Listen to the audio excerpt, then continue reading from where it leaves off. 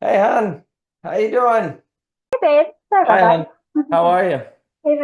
Reed was just asking me about buying Bakugan, so Of course he was. Of course he was. Nothing wrong with sorry. Bakugan. Fashion fusion. It's specific. It's not just any Bakugan.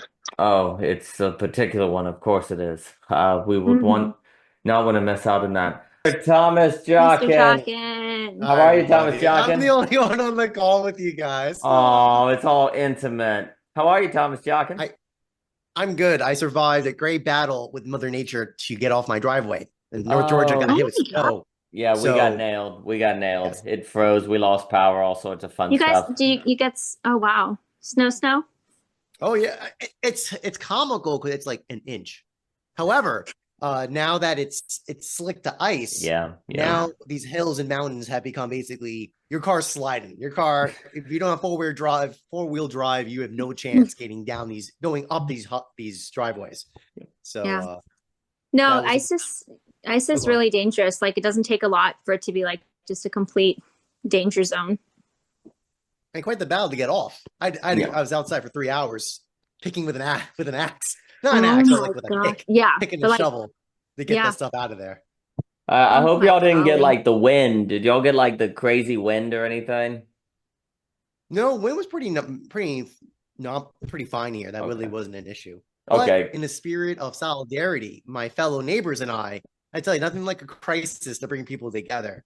Because one person saw me shoveling, working the main driveway that everybody uses to access our road, our houses. He came down with his shovel, and because it's obviously because everyone has to self, it works well together. We work better together. So that was a very generous option, especially when I was stuck with a plastic shovel and a gentleman had a metal shovel. Let me tell you something that made a big difference. No, I no, it is I think my grandfather. So we've all been sick as well. So that's, one thing Likewise here that too. I've been sick for oh like a man, it's week. freaking January. I always love how it goes from December, all the holidays, November, Thanksgiving, and then 2 to 3 months of just cold, dark winter. No celebrations, no nothing. You just have to survive. So Well, but you guys both have birthdays. So oh, we do. in Oh, February, so yes, we winter. do. February birthdays. Some lots to Yes. celebrate. Yeah, February is like the birthday month. So The that'll, baby's and we also might have due in baby number February. 4 then as well. So that will be a ton of fun. Oh, and Mr. John Trossi. Oh my goodness, does Trossi know that Oh, we have a fourth Trossi. baby? This guy's the I ultimate don't sword know. fighter. The ultimate sword fighter has joined us. Mr. John Trossi, how are you, sir? I'm good. How are Oh you? my gosh, listen to that voice. Oh my Trossi. gosh. John Also, Trossi, Thomas Jockin's awesome. I know you've come in a few times, but Thomas Jockin here is a master designer, master on the topic of beauty. He's been to our house a few times. He's a tremendous boxer. John Trossi, you're beautiful. And yeah, we were just talking February birthdays because our fourth Garner is due like at the beginning of February. So we'll see how that Mm, transpires. So I know, but how have you been doing, Mr. Trossi? I've been doing really well. You can't complain when you get 2 weeks off and then end up with 3 weeks off. Because of the weather. Oh, well, Yeah, delightful. Well, that's good, Mr. Trophy. You've certainly earned it. But thank you for being here, sir. It's really wonderful to hear your voice.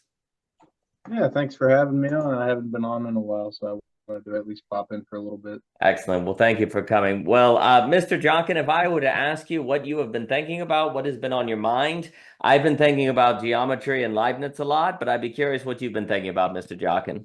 Well, so happened that I was my Substack getting ready for my lecture I'm doing this week. Uh, Basically, they asked me to give a presentation on my research topics, and yeah, so basically I went over that in that Substack post today.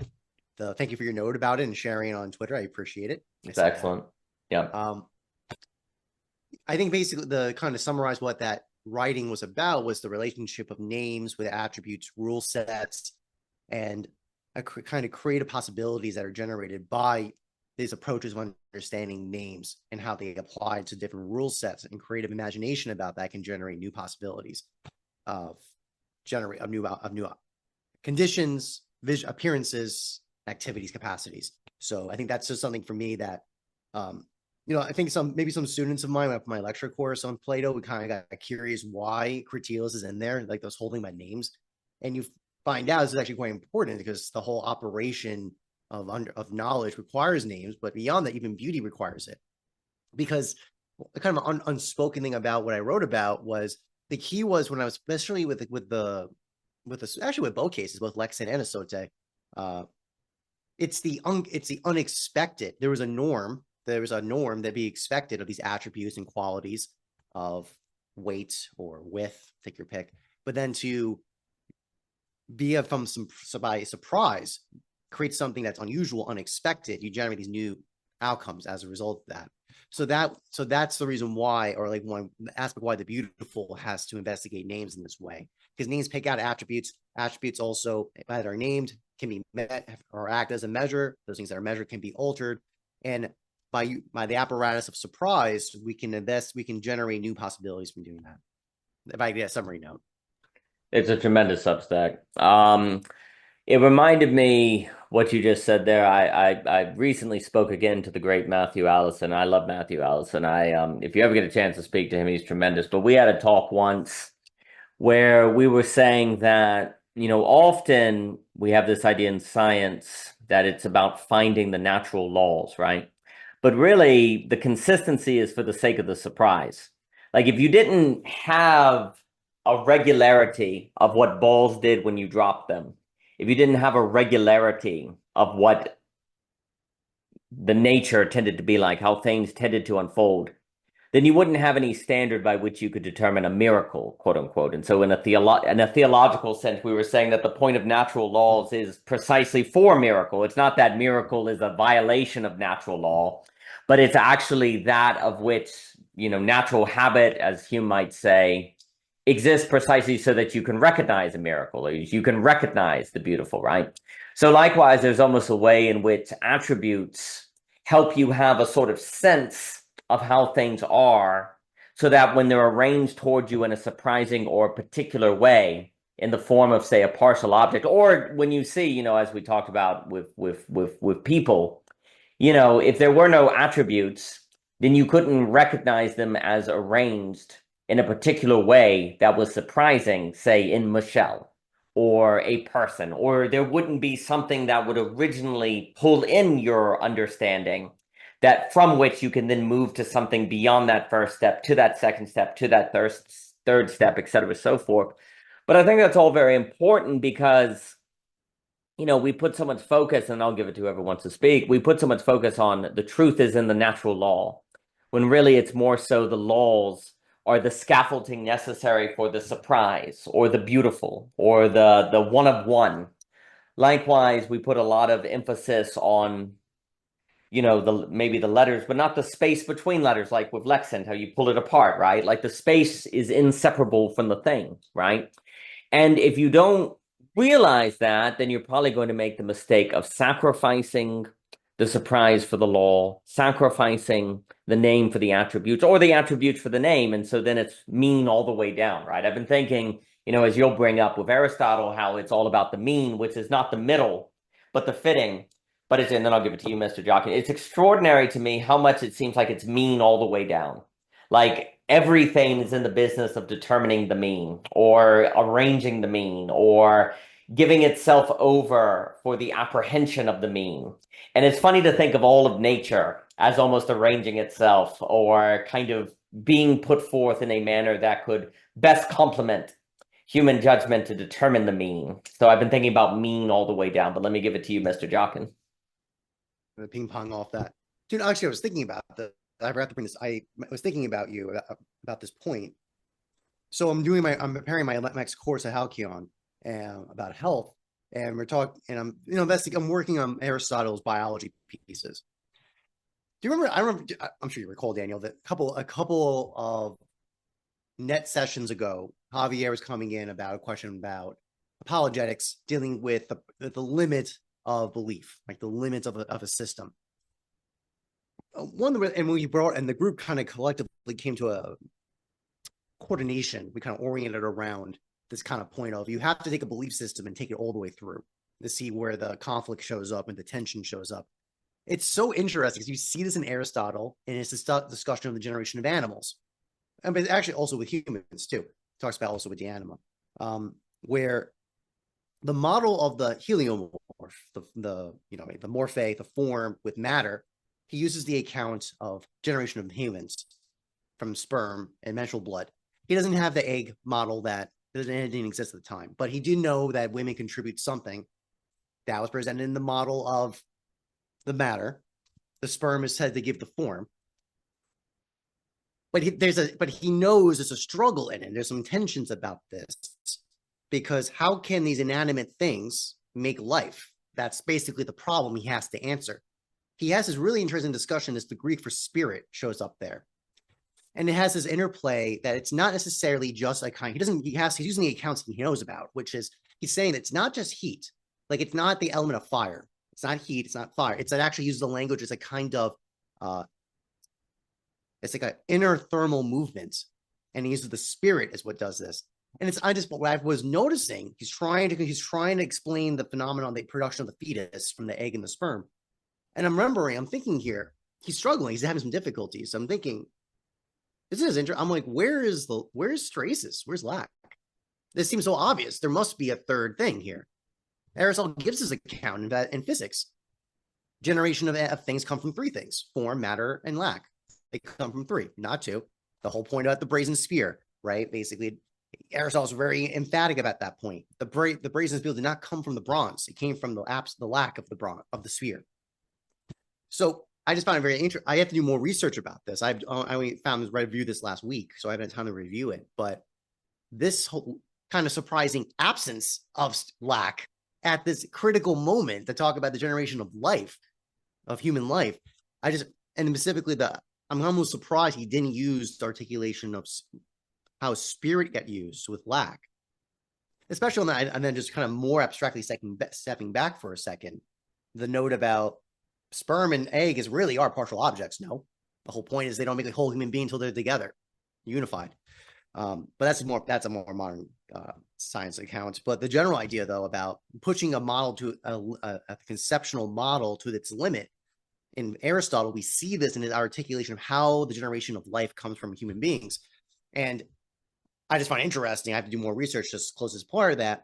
Form and matter are identified. Lack is absent. It's just not stated or not even addressed in that account. And I just find that very interesting. And I'll close with that. That is very interesting.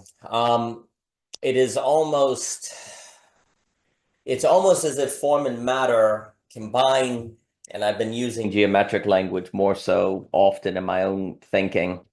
It's as if form and matter combine and generate a higher dimensionality, quote unquote, and then lack is a concept of which is approachable or knowable at that higher dimensionality, quote unquote. So if form and matter come together to make mind, if you will, there's a way in which mind is lacking from form and matter, but form and matter cannot know such, obviously. But then once it emerges to such, is as if it always already contained that possibility and could have done nothing else, right? So there's almost a way in which lack is lacking from form and matter until life begins. And life is weird, isn't it? Like Schrodinger in his famous essay asked, what is life? Can we even tell the difference between an inanimate object and a living object? Like when you try to identify what exactly makes something living, it's quite difficult. And, that question has gone on from, many iterations since, but there's a weird way in which life is lacking. Like life has a kind of lack. If you look at the brain, it's lacking mind, and yet it seems ridiculous. It is ridiculous to say that mind is reducible to brain. And so the very animating principle that makes matter alive is something that is very difficult to locate in matter, right? And yet it's the coming together of, say, matter and form that seems to generate this higher dimensionality that requires matter and form to come about. But then is not reducible to it. So that gets into a lot of the transcendental emergentism of maybe a Vervaeke, a Bard, a Henriquez, different people like that. And I do wonder if for Aristotle, on the question of like where life comes from, if he does have a sense that lack is strongly tied to the question of life existing and knowing itself. like of how it comes to know itself, of which then means lack has to always already be present for that to be the case. But the making explicit of it or the discussing of it doesn't occur until after the sperm and the egg come together, per se. And it is very interesting, too, and then I'll give it to whoever wants to speak, where I think you put that very well, where sperm and egg are biologically partial objects, and they come together to make the partial object of Daniel, right? Like a more partial object of whom can then approach the partial object of God, right? So it's interesting how, and that partiality is a radical particularity as well. So it's interesting to think that sperm egg come together, partial objects come together to make a particular person that is Daniel, of whom is then partial, only knowable through time, and Daniel can approach God, who is only knowable through time, however imperfectly. But it's interesting how they animate, well, this, and then I'll give it to you. It's interesting because it's almost as if the animating principle itself of life is lack. Like it is like lack animates. That's what's so interesting. There's something animating about lack, but let me give it to you, Mr. Jockin. Yeah, to build on that. So because the whole point of soul, psyche, is the idea life has an internal movement in itself. That's the essential quality about it. To summarize, like what is Aristotle's account? What is life? Life is the self-activity movement of the substance. If it does not have that, then it's not living. Now, Aristotle has some interesting notes that make some comments that make it sound like what exactly has soul might be much larger than what we normally think of. Like the most compressed one we think today is human beings have souls. Nothing else does, right? But even from a scientific account, when we see life is in vegetable plants, that Aristotle would accept that. Might even go further. I mean, other traditions like Islamic ones go, no way. The mountains do. The mountains in the sky actually has soul. So that part, though, about what is essential to soul is this internal movement, and that's the language used around this point, exactly around spirit from Aristotle. I'm looking at my notes about this because it's so new, this reading on it, so I only have my primary notes. When I pull it up, though, talk about this one exact part. Yes, that the soul has within it the principle of movement within, and it has this principle of movement, right, built within. It's key. And the language is the innate heating or thermal activity. That's kind of the language used. It's related to nutrition and reproduction. It's talked about in that way. It's related to the body.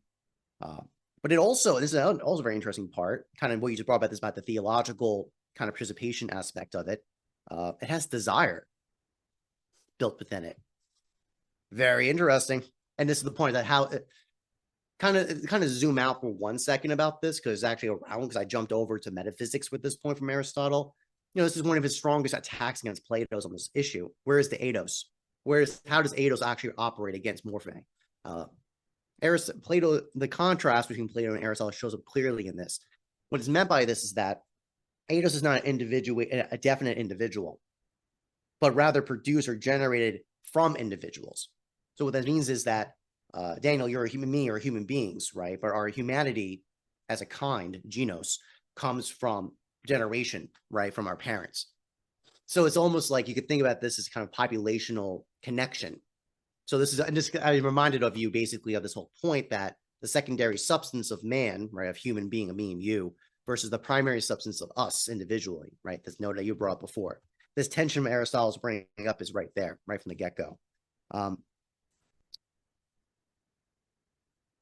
So what all this kind of basically points to is, yeah, this quality of lack is something very curious about how best to put this.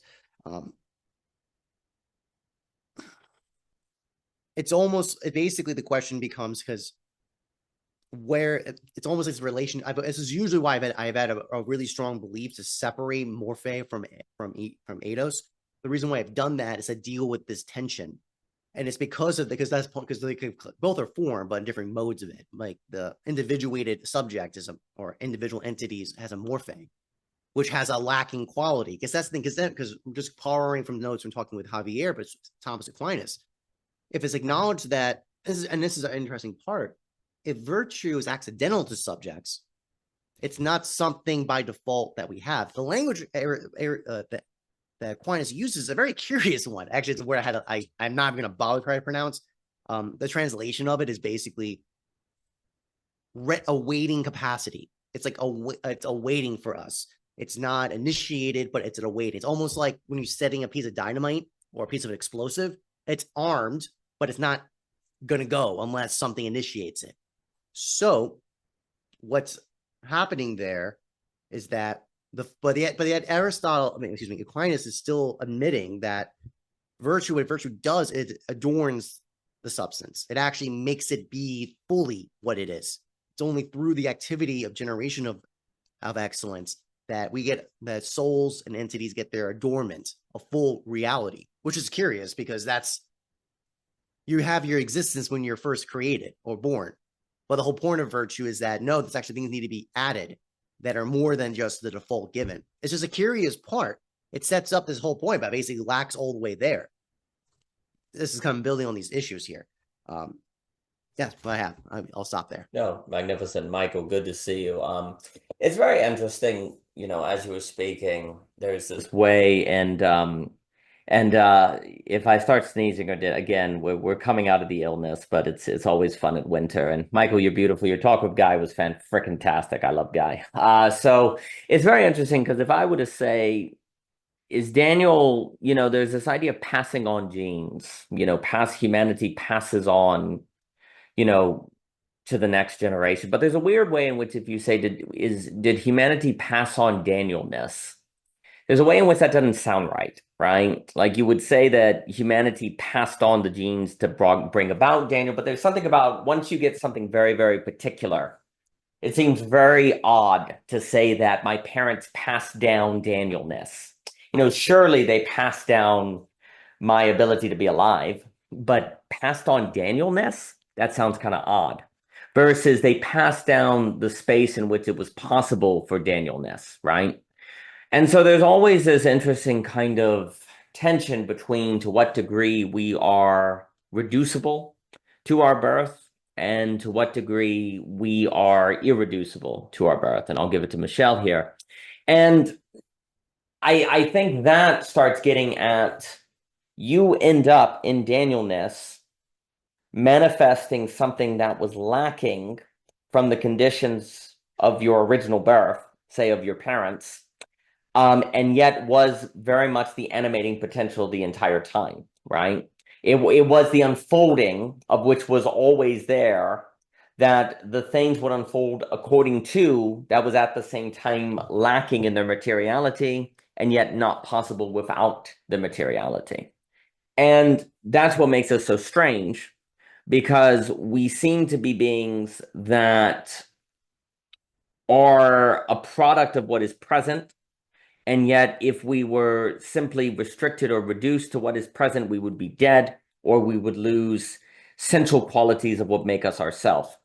And I think also I've been thinking, on the idea of the soul. I think it is true that everything has a soul. The question is the quality of that animating principle and, what we mean by that.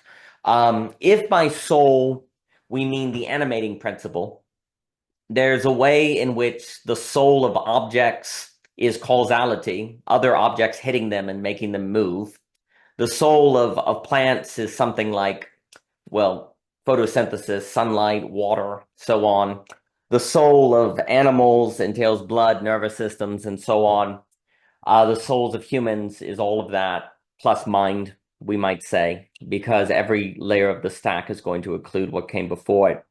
And this makes sense if by soul we mean the area of a unique designation of cause and effect. Where Daniel is, can cause influence, cause and effect on the world that would otherwise not be possible if Daniel did not exist, right? And this has something to do with the unique animation that I have. This also gets into the free will determinism debate, because in determinism, the assumption is that all causation is linear or reducible to the first causation of the Big Bang, and that cannot arise in the creation of the universe new sources of causation, right?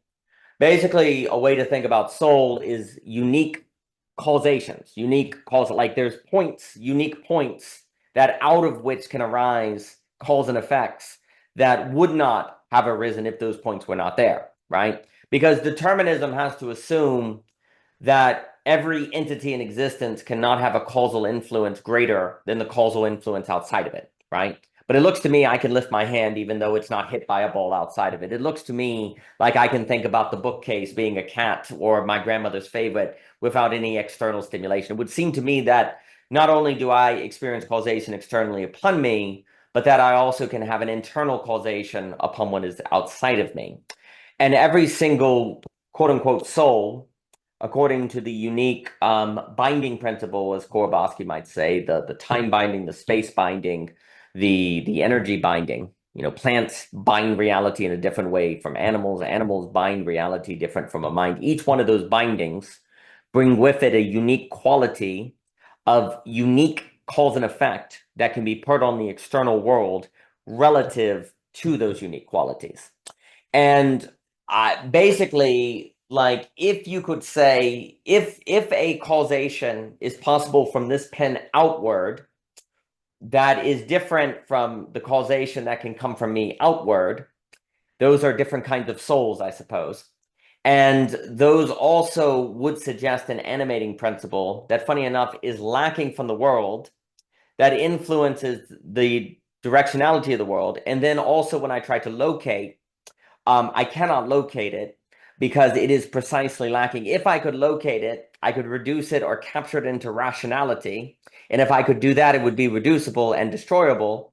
So the very inability to so understand it is actually a kind of gift, you could also say, you know, because if we could understand our causation, then, well, we may feel as if we have to understand before acting, which we couldn't do, and then we die, right? Like if you had to understand every time before you acted, then on what basis would you understand? You'd have a kind of eternal regression, right? Like the chain has to start with something that's lacking to get going, so that you can then try to make it present. If everything had to be entirely present before things got going, nothing would get going, right? So it makes sense. I love you, Michelle. You're the best. Please come back. You're wonderful. I'll give it to Mr. Jockin. It has to start. The causal chain of every soul has to start with something lacking. Otherwise, why would it start? Everything it needs is present. Everything there is there, right? The very thing that gets it started is precisely a lack. And so, like, the movement outward wouldn't make much sense, or I can't imagine even occurring if it wasn't on the basis of some sort of lack. So then it would make sense that lack comes first before knowing versus the other way. But I'll have to put meat on those bones. But let me give it to Mr. Jockin. You know what? I've been talking way too much. Michael, jump in. I'll yield him first. You are such a scholar. Oh, such a gentleman, Michael. Such a kind man. Such a kind man. Yeah, I really like what you're putting forth, and it makes me think kind of the connection of lack to desire.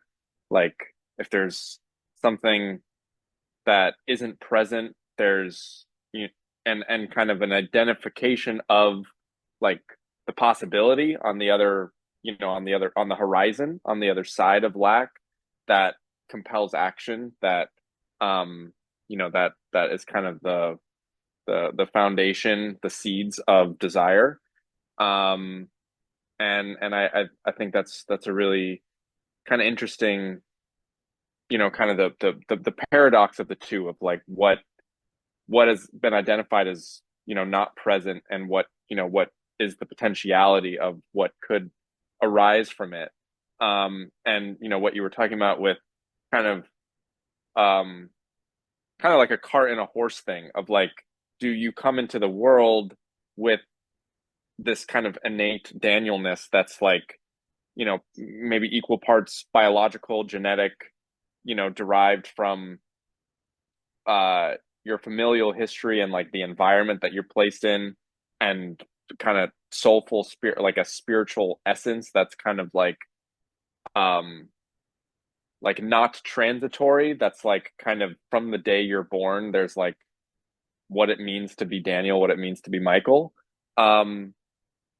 I don't know. That's an interesting thing to think about. I mean, I think a lot of identity formation is in response to the world that you're in, and in the encounter, right? Like, and it makes me think of, you know, your distinction between choice and decisions. Like decisions, which most of the time are, you know, I mean, there's some decisions that we all make. We all will make the same ones. You know, if we decide to marry, where we go to school, what job we get, things like that. But a lot of decisions are kind of presented to us in a specific moment, and those, you know, they position us in like this lack of this something we want, um, and then kind of all the parameters and the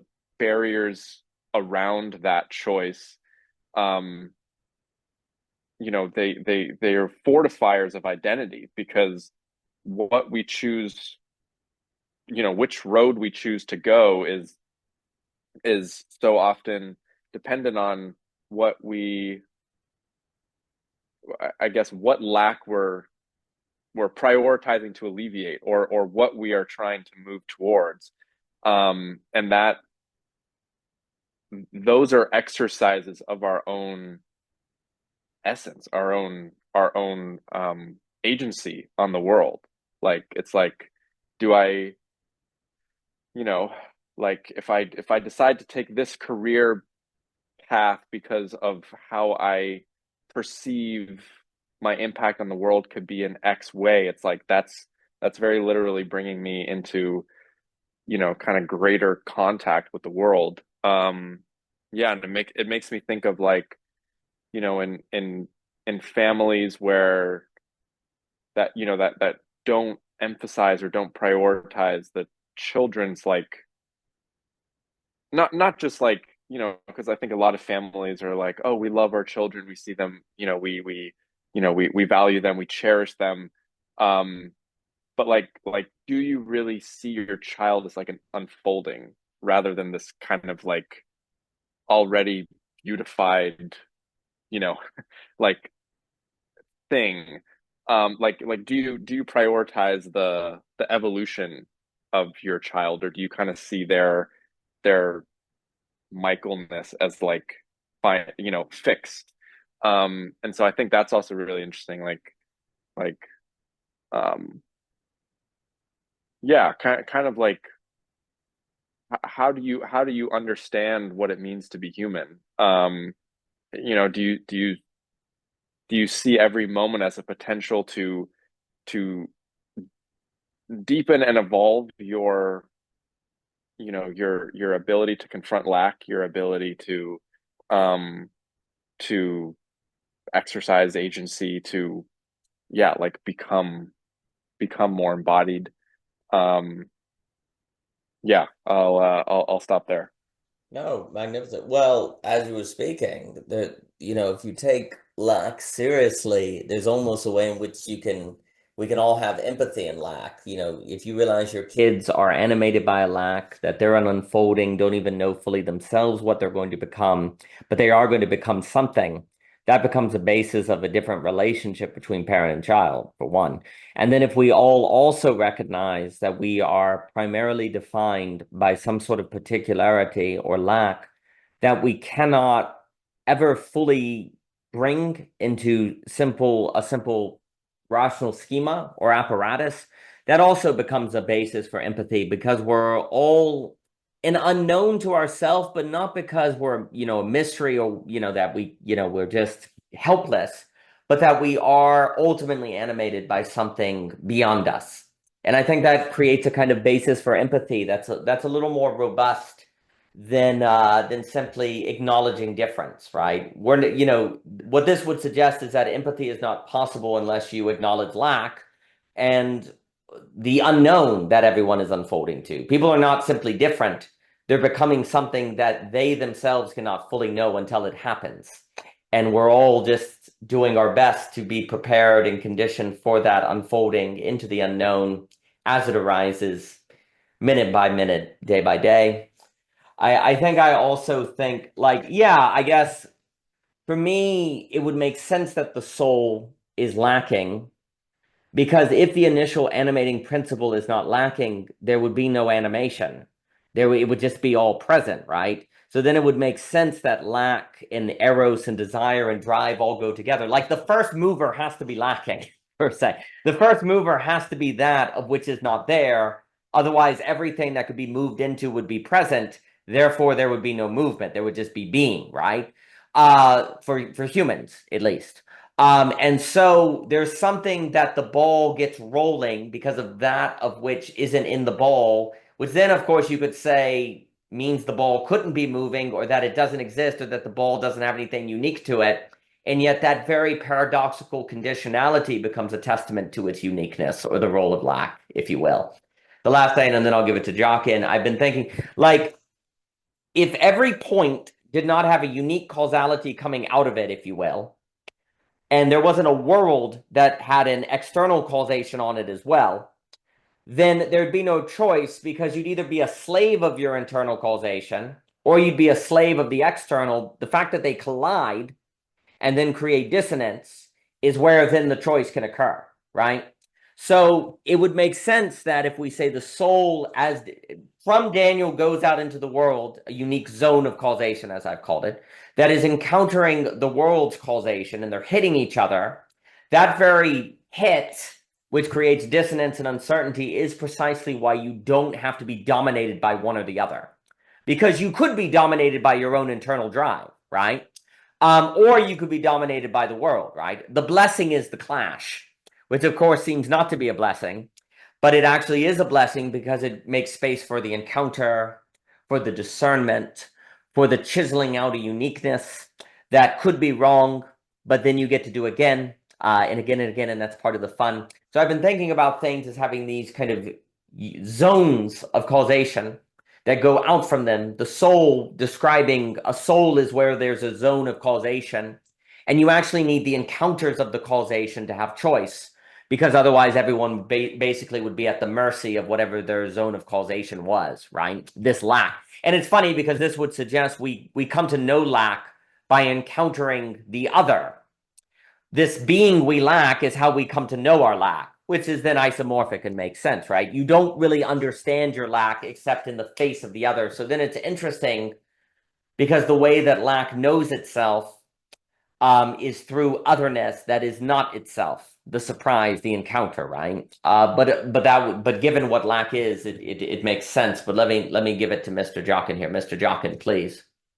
I'm trying to scramble catching notes and I'm not successful. I'm going to just wing it. I was trying to find my terms from my other readings. Okay, so this is reminding me of Aristotle's hypothetical material necessity combination. To summarize for those who don't know. So a hypothetical necessity says if there is the form, which is to say if there is to be a saw, it must be such and such shape, such and such arrangement, right? So that's the form side. Now, that saw to exist must be such and such material, meaning the handle must be rubber or wood or whatever. It can't be stone. Similarly, the saw cannot be grass. It has to be metal or etc. Because the material has to be able to take on the form. I'm saying this really now. We move from an instrument to a human being. I think that kind of pales very well. No. Especially if we make this argument, if virtue for human beings is a hypothetical necessity, meaning if one were to be virtuous, that would require certain formal arrangements of the soul's desires, intentions, and activities and powers. And the material necessity is the conditions that allow that virtue to show forth. And it would not be the case, be particularly, it would be individuated, it'd be particular, it would respond to circumstances, and that correlate to both time and place and growing up and resources and all that stuff. And so thus the question of who is Daniel, one of the ways you could answer this is to say Daniel is the response to his character, his timbre. Use that link from my blog post.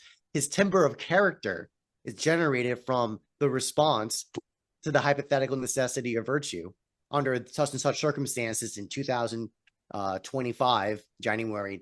Take your pick. Take your time.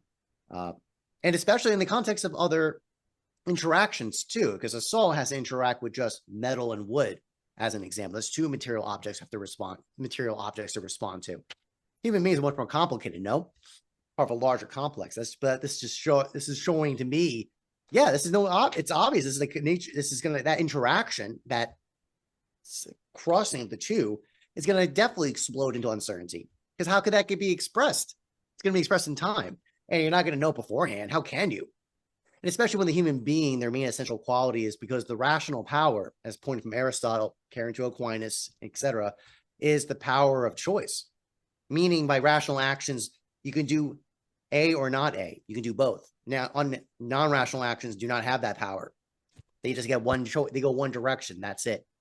So that means there's a kind of literally a holding one's breath until the act is done. That's how you find out. And this, the note I was trying to scramble for, this is absolutely prudence. This is prudence. And in particular, a kind of one mode of a creativity discussion about this is the word for cleverness. Cleverness is found in prudence, which means it's the finding of getting the result. So when one has a desire oriented from appetite, rather, and especially very straight in virtue, it's the irascible appetite. So the desire for hard and difficult things, usually like justice, things like that. Finding the solution to it via the response to the particular circumstances is imprudence. That's made very clear. So I'm kind of parsing through talking about this. So just on that particular discussion of like, what is Danielness? Danielness is the response to is Daniel responding to the demand of, or command, when he was going to use Luber's language, it's the command of be virtuous. Because you don't have to be virtuous. See, that's kind of the key. No, that's kind of like the drawing from Aquinas' point, is that you're still a human being, Daniel, even if you don't do virtue. Right. But you're lacking. And virtue gives you something that you're lacking. It fulfills that. But to do so, you have to respond to the particular material necessities that you have to respond to. And your station and conditions and relationships, etc. And then how they interact with each other. So Daniel as a father, Daniel as a husband, for example, as such a generous host to us people on the net, for example. So I just want to share that one note because I'm seeing some strong relationships to that.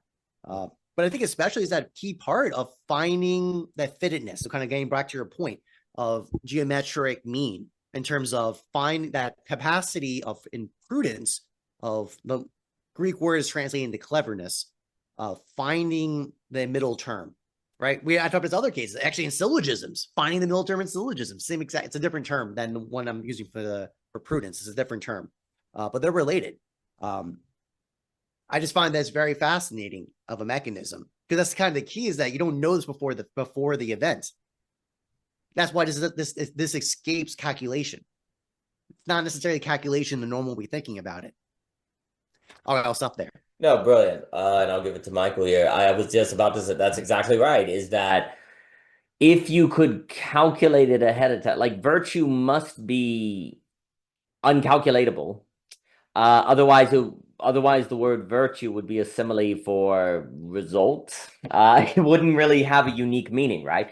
The very fact that virtue is a response to a surprise, which is precisely the character that makes it unique from a rational calculus to a result, right? The reason why virtue, we don't say 2 plus, what is the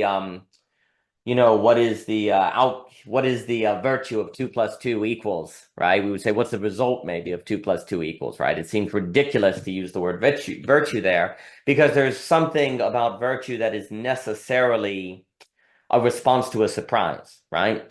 But then to that, I think it gets tied to waiting. Mr. Jockin, please. Sorry to interrupt, but just to add that part, this breaks the min-maxing optimization trap. This is constantly a problem for a lot of people who have interest in virtue. They're engineering type people, and they just want to run to the min-max optimization of features. Yeah. That's exactly the point. Virtue does not allow that, or at least it doesn't permit that kind of behavior. It's because you're thinking that you could just min-max the calculations to find the fit to a certain parameter, but that requires you to know what the parameters are and the feature is to do that. Just to broad this out, and that's where we're drawing. That's where we're trying. That's what I always want to share that part added in. No, excellent. The radical altruism is an example of how you can lock yourself inside a good idea, and then if it starts sinking, you can't notice because it's a good idea. Radical altruism will certainly help with third world problems, water, food, shelter, etc., so forth. But when it comes to, say, how to have a good marriage, how not to misunderstand each other, how not to moralize destroying your enemies, radical altruism can help with those things. But in fact, because you perhaps have come to think that all ethics is a matter of utility, you are thus unprepared for the fact that you have no idea how to speak with your wife without getting angry, right?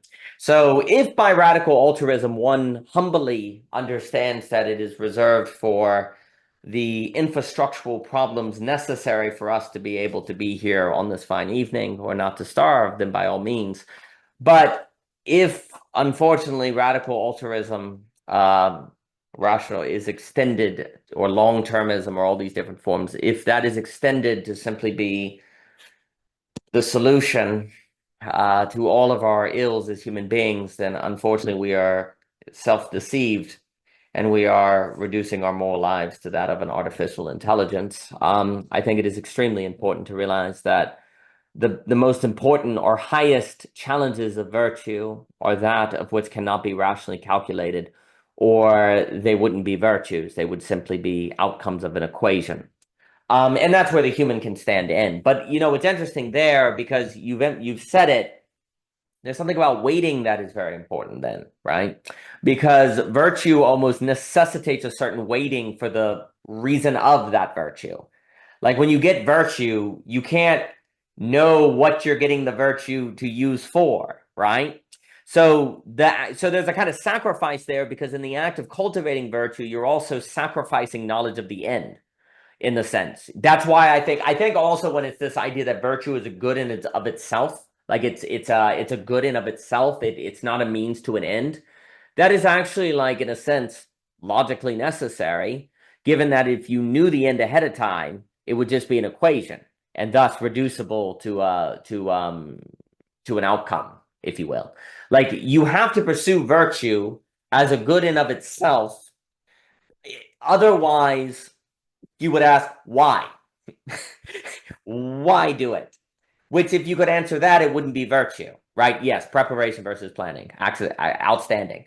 Like, virtues have to be things you can't give a why to, other than it's a good in of itself, which is to say it's on the side of preparing versus planning.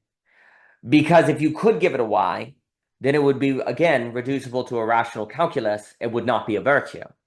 So things that are good in of themselves, it's almost like, for me, when I hear the phrase in of itself, it's suggesting a certain non-contingency. It's not that it's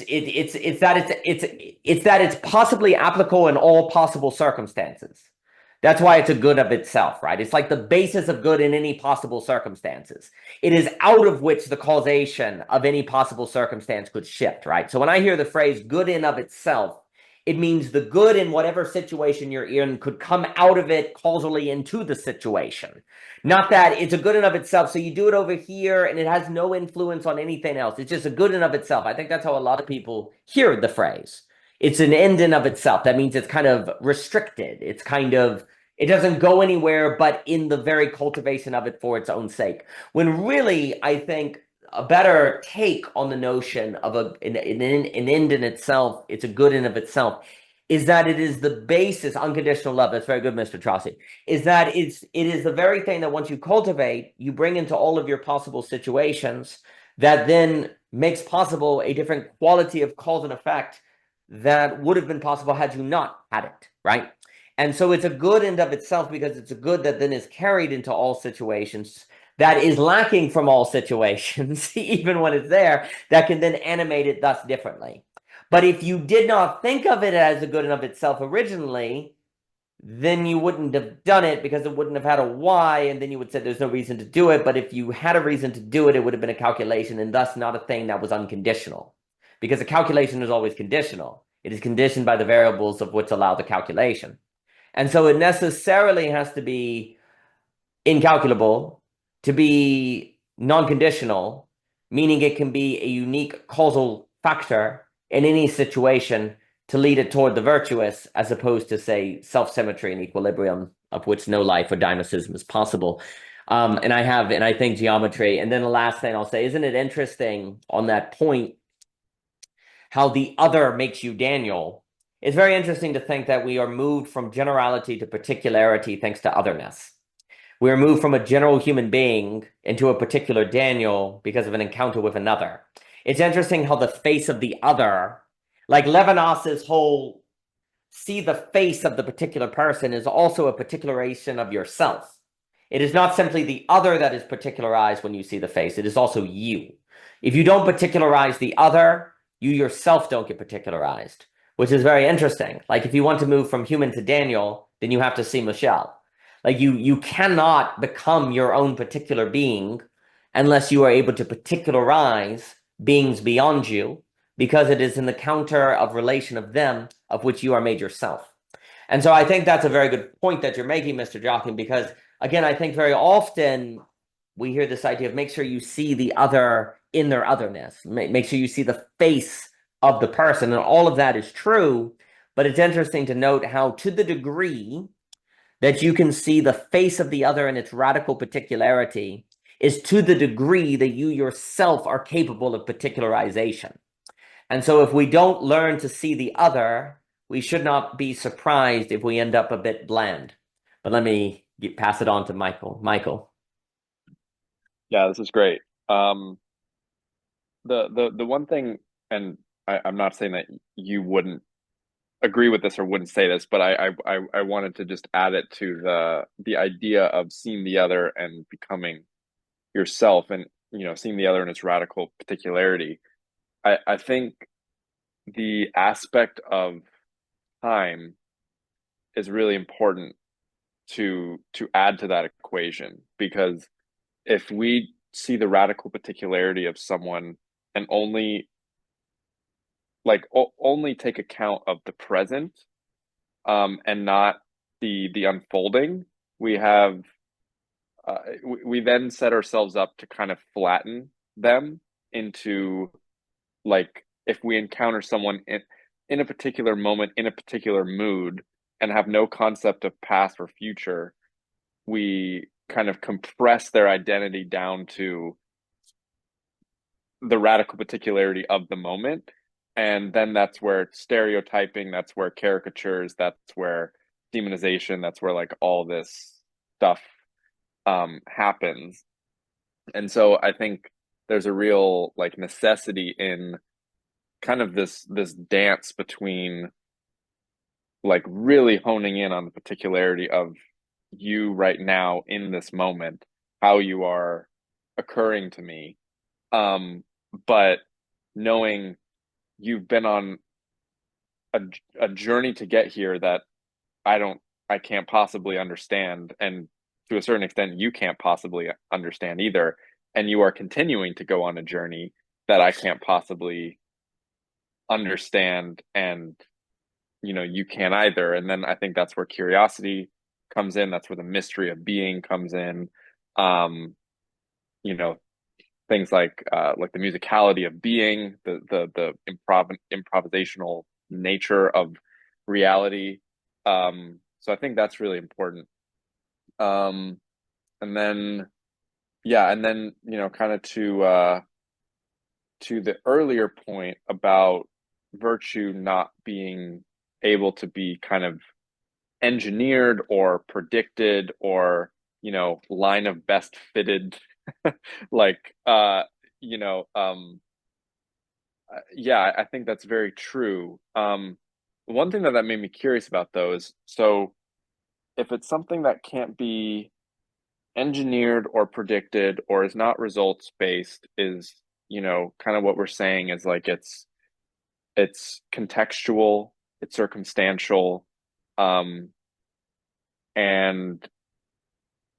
it's not like a one size fits all thing, but it's also something that still can be cultivated. It's and that goes to the waitingness of like, it is something that you can train, in a dojo of the mind type thing. But I'm curious because you just had this magnificent conversation with Matthew Allison. And one thing that both of you were talking about was specifically when it comes to courage that and trust, like that they can't be like the notion of them being built in this kind of stepwise fashion is kind of a false notion, that it's like in a moment you can be courageous instead of like I need to kind of incrementally build up, and then once I've like trained for it, now I can be courageous. So I'm kind of then left with the question of like, what does it mean to say that we can both train and cultivate virtue, but also that in any given moment we can like choose to be it or not? So it's like, in some sense, it's like this thing that we all possess the ability to like be in a moment, but we're so fallible and we're so prone to self-deception that like we at the same time need to, in a stepwise fashion, train it. So I guess I'm like when I heard that, I kind of was like wanting to push back on it, but I feel like I just don't have enough understanding of what that means. So yeah, I just want to leave it there and kind of open that up to discussion. Both points are magnificent, and then I'll give it to Mr. Jockin. First, I think basically that problem of the reducing the other to a point, to me, this suggests why none of this can be coordinated properly without lack. Because if you say I'm lacking, then there's a temporal unfolding, right? This is why the loss of lack from metaphysics, as we have all stressed over many years, has been incredibly consequential. Because if it's me, other, lack, per se, then there's always a third that is creating a three-body problem, but it's not an unbound chaos three-body problem. It's more like a three-variable dance, because there's a bindedness of which makes there be unfolding and unpredictability, but it is one of which I always have to keep in mind, right? I think basically it also suggests why all of this is far, far more geometrical than algebraic. Like souls are geometries, not points per se. You could almost, I was thinking as Mr. Jockin was speaking, in something that Islam, the West, could certainly learn is the emphasis on geometry and shapes and associating shapes with theology. Because, you could almost say, I guess I had in my head, if, do plants have a triangle soul? Do humans have a spear soul? Like different like geometries, which sounds odd, but every shape has different possibilities of how it can be structured or cut or fractal. Like every shape has a different series of potentialities with it in of itself by being that form versus another.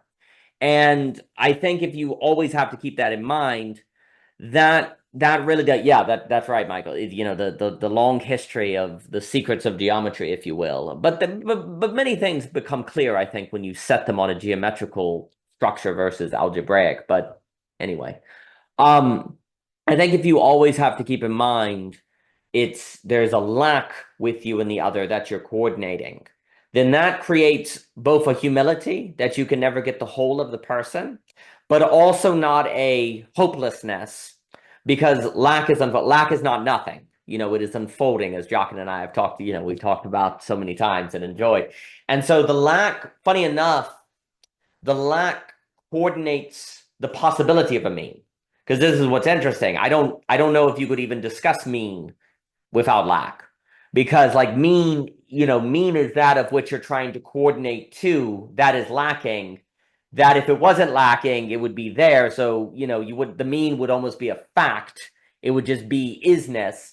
But the reason why you need virtue is to, one, meet the mean, and to be able to coordinate the mean, which is all afforded because of lack, of which if it wasn't, there would be no life, because there'd be no dynamism, no activity, right? So lack becomes a necessary variable in all of those situations so that they can coexist and also have movement in them and continue to interact.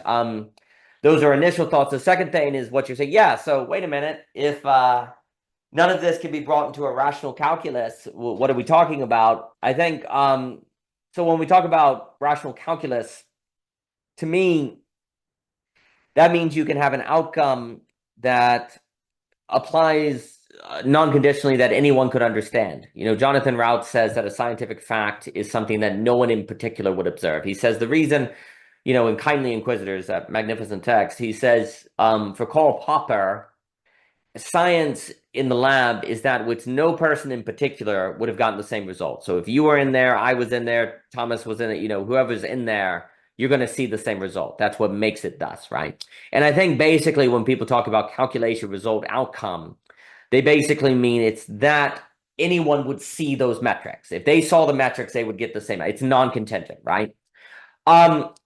Virtue seems to be that of which the other acknowledges. Like they acknowledge your courage, but you can't. They acknowledge that you're trustworthy, but you can't say you're trustworthy. And your indication that you have succeeded in courage and trust is based on your observation and awareness of them. So you actually have to cultivate attention and awareness to be able to tell if you yourself are actually meeting virtue, to see how they were responding and how they're acting, because they might just be full of crap or blowing smoke up your butt. So you got to be able to actually be able to identify it, which means you have to learn skills of awareness. And also you have to tell when people are manipulating you. So you make a distinction between your internal causation and theirs, otherwise you'll be smothered, right? But then you also acknowledge that although people can smother you and hurt you, if you get rid of all people of all types in your life, then you lose the possibility of dealing with this quandary of how do you get an indication of advancement when you can't calculate the thing to tell if you're advancing it, right? The only possibility is the thing that you encounter that is outside your scope of control or reducibility is that of which gives you indications of your progress. But here's the funny thing. It has to be indications because you then have to have you yourself have to make the choice how you interpret them, of which is also an extension of your virtue, also an extension of a question of humility or pride, also challenging something of you, which suggests that virtue also needs wisdom with it, right? Because if you didn't have wisdom and you didn't have discernment, you couldn't start making discernments about the indications of your progress, of which cannot be brought into a rational calculus that you could make non-contingent based on the encounter of the other and the circumstance. I mean, also, too, I would say that, John Trossi, always a pleasure, sir. Thank you for being here. You know, although that, you know, applies for humans, I would say that material reality also gives you indication of virtue in a more clear-cut way. If I open the engine of my truck and I fix it and the truck begins working, the very workingness of the truck is an indication that I have cultivated some sort of degree of virtue, at least in the knowledge of how to fix the truck, right? Like facticity can also give you indications of progress, but you have to work with the facticity or the world to get the outcome that can then give you that indication. You can't just summon it at will, right? But then you have to choose, the truck is now working. What does that mean about me? You still have to decide that, of which then begs a question of you, is this the full picture or are you going to do more? And then also leaves it in the realm of uncertainty so that you have to decide. So it can't be totally non-contingent result, because if it was if the result could be brought into a definite certainty, then it could be definitely shared and therefore would be a result, not a virtue, right? So the result and the meaning of the thing itself has to be something that you choose its interpretation. Otherwise, it would be non-contingent and thus fall back into the problem of being a mere fact, right? So there has to be choice all the way down, of which then affords the distinction from result, but that also affords this problem of what is the indication of progress. You have to simultaneously develop the virtue to have the thing occur, and then you need the virtue to be able to discern the indication that thing gives you. So you need wisdom and virtue all together to be even able to think this problem, this possible progress, right? Which then if you don't have those things, and this is, I think, why, like in Aristotle, they always kind of go together, right? Because otherwise it's self-enclosed in one side of the problem or the other. right? You have to get every level of it to be able to see every level into it by which you can progress. But then you also have to progress toward it, not by your own power, but when you are afforded an opportunity by the otherness of the world that you're encountered. Because if you could do it by your own power, then it would simply be power, or not virtue, right? It would simply be technical power or artificial intelligence, not the human unique quality that is this thing that we refer to by virtue. But let me give it to Mr. Jockin and then back to you, Michael. Mr. Jockin. I mean, to build on this, there's two parts here. I mean, one is okay. So when Michael was bringing up, what I wrote down was this contention between training and cultivation and choosing to be virtuous, right? Aristotle has a term about this. It's called pro-enegeia. So what it means is it's the very initiation of the act that gives you the actualization at the same time. That's what we're getting at here. So there, and then to kind of borrow some notes from Aquinas about this, this goes in two directions in terms of how to answer this. One is the moral virtues, one is intellectual ones. And the moral virtues, this ends up being about what one desires. So for example, no, really, it's ultimately like, you know, what it fundamentally comes down to, what one desires must be something beyond the self and beyond others or other things that are afferents reversal out. Eventually it needs to be principle. So there's a hierarchy of relationship. When courage is what one desires, for example, that's that mode of desires when you have is the person who's courageous. Aristotle is very clear. The person of justice, a just man desires justice. That's the point. Now one can make arguments here about capture and different understandings about it. That's fine. But the point of just asking the first question of how does one, what's the trick? How does one get virtue and cultivate it and train it when it seems to be just a choice to get it? Well, the choice is a desire. What you choose to desire. What's the movement of desire moving? Of what's your choice of desire? That's aspect. The other one about there is intellectual virtues. And actually, quoting us from other net sessions, it's related to, I think a big key to indication of it is response to demand, limits, constraints. That's the measure. That's how you know it. In the sense, for example, a mechanic, actually, it's the thing too, like really a virtuous mechanic, or cook, mechanic, artisan, anything like that. It's really when they can have limitations on, you need to make a meal for your family. And you only got potatoes, sugar, candy, etc. Good luck. Figure that out, right? That's that responsiveness to the individual circumstance, usually by limitation. That's generation from cleverness. It's a kind of prudence. You're responding to the particular demands of the circumstance to achieve the hypothetical necessity to kind of translate from Aristotle on that part of, I want to have a good meal for my family. I got these limited resources. I make it happen. Those cooking shows, when those cooks, the really, really exemplar cooks are the ones that like, you got crazy ingredients and you still make an amazing meal out of it. Not that it's not really that impressive when you got all the equipment, all the resources available to you, and you can make the food. You got a time limit, you got limited resources and a pressure demand, and you still can produce something amazing. That's rather impressive. A mechanic, same thing. You got like it's the creativity to respond to the needs of like, you don't have this wrench, you don't have this, you don't have that, these equipment pieces. So you still get the car fixed. Again, that's a demonstration of intellectual virtue. You really have to understand, you have to know the essence of your ingredients, your materials, the construction of the car, the achievement of the activity, the end. You have to know all these things. Yet in response to constraints and limitations, that's the point, in not a fixed way. Part of the creative act is the response in the means of high indefiniteness and variability, and yet you're still able to come to the end result. Using things like, for human beings, like estimation power, the ability to basically respond to particular circumstances. Actually, another note, and just really kind of connecting now the pro-enegeia of the choice of desire with response and limitations. I'll use the example I've talked before about, I have to give a talk. It's at a bar. Congratulations. Now you're at a bar where there's no audio. You got the room full. It's full packed, no audio. And you got to now give yourself a 20-minute talk about your paper in this room with no mic set up. Good luck with that. And it's what you said, like I had every right to choose to go, this isn't fair, this isn't right, this is an injustice to me, this is unacceptable. Or you can choose to say, and that's the thing, it's kind of like some notes, it's a kind of unforgetfulness. That's usually also another big sign of knowing when desire is right and virtue is really there, when there's a self-forgetting. It's just like, well, I'm here to perform, I got to do this, here we go. And you commit and you do it. So just to draw out these distinctions, I find that something very important. And again, it's an example of when a command of a hypothetical necessity is chosen, because that's kind of thing, like that's, notice this kind of a hypothetical necessity of a desire for virtue is affirmed.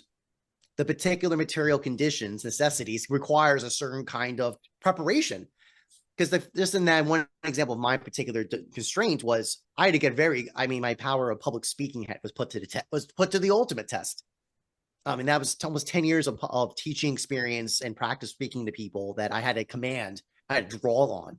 If I just had to pull out of nowhere, out of nothing, that's impossible. I wouldn't have the equipment to do it. I think about this also related to many things in time that are choices of cultivation. So that's another thing too, related to preparation and virtue. So for example, weightlifting, unless you're using anabolic steroids, happens over a long period of time, a choice of diet and a choice of training. That when you look at someone with a fit body, you know, that's a compression, that's a sign from time, compressed over time. You see a great public speaker, there's many years of cultivation of time that occurred to make that happen. These are all kind of these ideas. I've been more and more interested in this idea of time compression. Like knowledge is actually time compression. Meaning knowledge, what I mean by this, like both in technique of knowing how and knowledge in general. So when you have a capacity, because techniques are knowing how to do something, so it's how to speak well. Michael, good to see you. That's a compression of time that when you gain that capacity, you can then reveal it. I think about that a lot. So I'll close with that. Magnificent. Very, very well put, Mr. Rivera. Good to see you, sir. I think on what you were just saying there, I think often about how The whole point of knowledge is to get to a simple premise, which is to say that, like a proof, you do a whole lot of work in a proof. Like you have the front page that shows this is the result, and then you have like 100 pages after for the proof. Like I think all good thinking kind of works like that. Like in complexity science, there's the idea that if you have the right simplicity, you can get an emergence, you can get like an infinity from just a simplicity. Again, the three-body problem, you get three variables, you can't coordinate the outcome. So the number of possible outcomes with three becomes incalculatable. Likewise, almost like a reverse of that, I think the best knowledge ultimately arrives at something. Well, it almost would have to arrive at a simple premise, because otherwise the only ones who could know it were the people who could think all of that knowledge, right? You'd have a calculation problem, right? Like, all the religions say love one another, right? Well, if you think about it from that very simple premise, you can get, possibly millions of pages of philosophy if you really unpack that. And yet you could actually get the practical result of those millions of pages of philosophy if you just did that one thing. Love the other as yourself, right? Like if you literally did that, everything we're saying about limit, encounter, otherness, particularization would actually unfold in your life, even if you never thought any of these philosophical ideas directly, right? And that seems to be now that doesn't mean all of these philosophical ideas are therefore bad, but it's kind of like the proof of the simplicity, right? But then it's almost like humanity is a story of needing to go back through the proof to remember the simplicity. Sir. Just build on that. Aquinas talks about this whole distinction between understanding and discursive reason. When you have the principle, you already have it. It's actually a fact. In case you use that, it's a fact. It's self-obvious to you, right? But that can be achieved only for many people through long periods of discourse. So just to borrow a note, just wanted to share with you. No, and part of the joy, is when you're able to take something simple. Like one of the joys of philosophy, you could say, other people would say the waste of time. But part of the joys of philosophy is that you actually learn to take the simple premise, like love your neighbor as yourself, and unfold that into all the complexity that is in that statement. Like a lot of what people would say, well, that's dumb.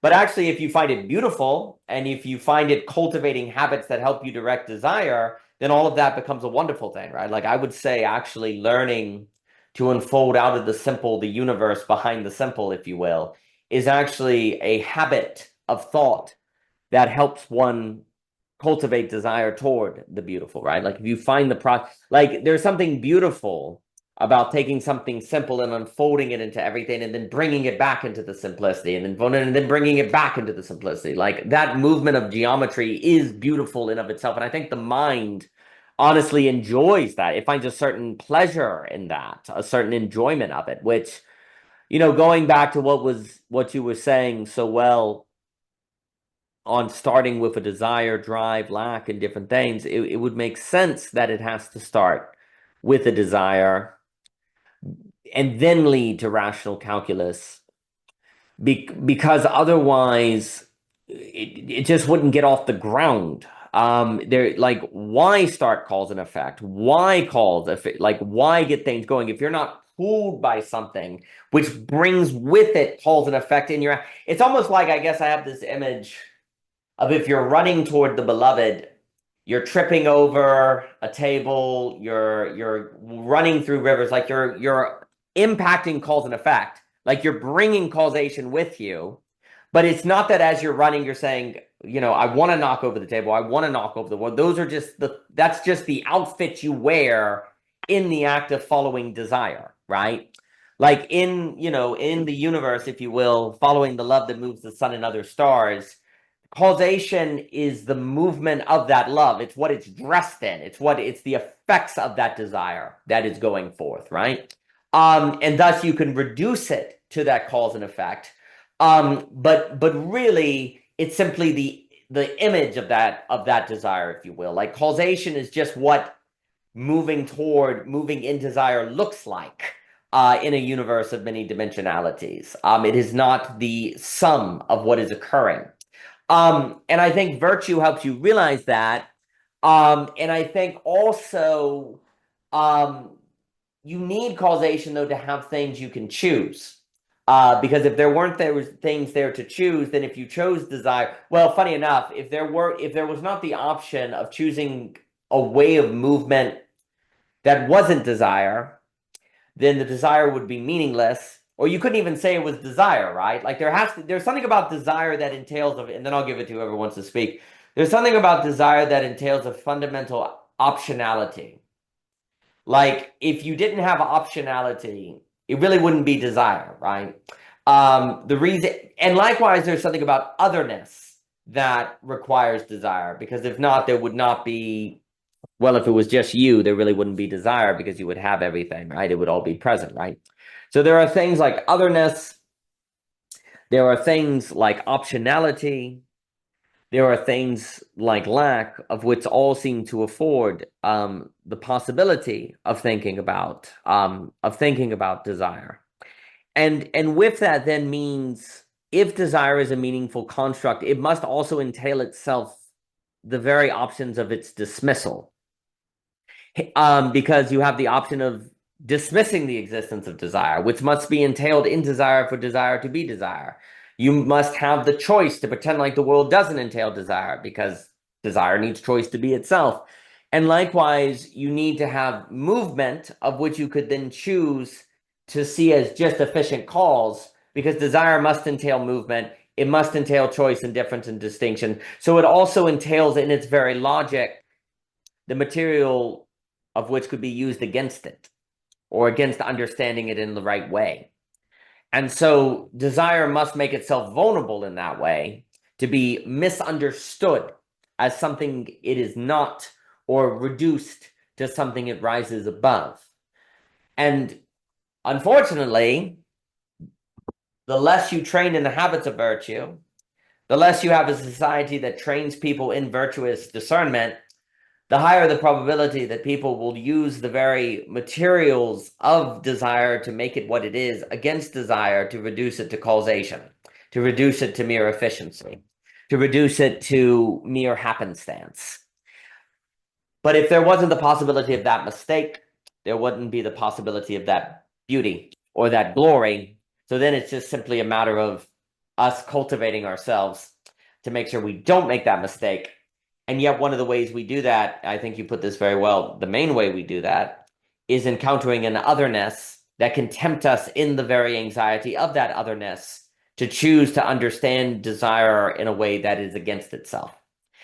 We encounter otherness, and that tempts us with the desire to just say, the other is other. They have nothing to do with me. They don't know what they're talking about. The other must entail the otherness by which we can dismiss them if the other is going to be the other that can cultivate us. And so everything that's good for us also brings the material of its dismissal. And if it did not, then it couldn't be good for us. And so I see virtue as tied to this, because if you don't cultivate virtue, you'll give into the temptation to dismiss things, which they must entail that potential to be the thing that we need for our cultivation. But I'll pass it to whoever wants to speak. Thinking about virtue and this idea of like the thing that's, even it's weird because, it's all about like proportionality and order, because otherwise the virtue can become antithetical or a vice or something like that when it's out of proportion with the other thing. Because I've been thinking about devotion and how to do that well, like how to do that well without spoiling, for example, like and it's probably a particularly like attuned thing to my thinking as a like mother and wife kind of role, because it's sort of like not spoiling you, Daniel, though I would like to spoil you as well, but you know what I'm saying.